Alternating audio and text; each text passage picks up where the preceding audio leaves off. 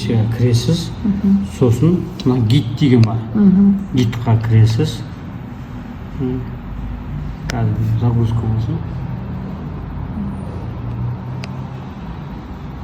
Неше түрлі сұрақтар тұрды да, соның ең астында справка деген тұрды.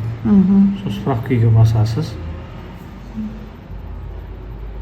Сосын по всем кредитам задолженности. Сіздің қандай задолженность бар, қарыздарыңыз бар, соны көреміз.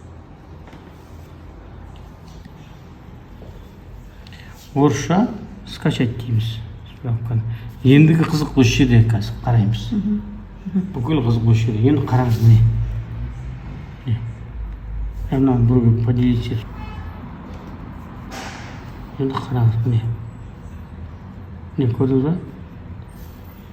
Осы по клиенту такой сообщает, что мне 18 мая күні 24 жылы тік лимит жоқ, бірақ остаток долга 300 мыңдай ақша. Түсіндіңіз ба? 15 майда алғансыз, білмеймін. 3 февральда алғаныңыз міне мынау. Жаңағы түспей жатыр ғой онда. 3 февральда алғаныңыз міне бәрі 000 деп көрдіңіз ба? Лимит ештеңе де жоқ, бірақ карта тұр әлі. Сосын мына жерде лимит кредитование 3 февральда алғаныңыз міне 0,81 мың қалыпты кредит договоры. Түсінікті ма? Каспий рет тұр. Жауапсадым оны 80. 125 мың. Міне Каспий ретін жаңағы. Жауапса керек, е? 125 мың көрдің ба? 8 декабрьде алғаныңыз. Сол әлі 125 мың лимит тұр мұнда сіздің. Түсінікті ғой? Мына жерде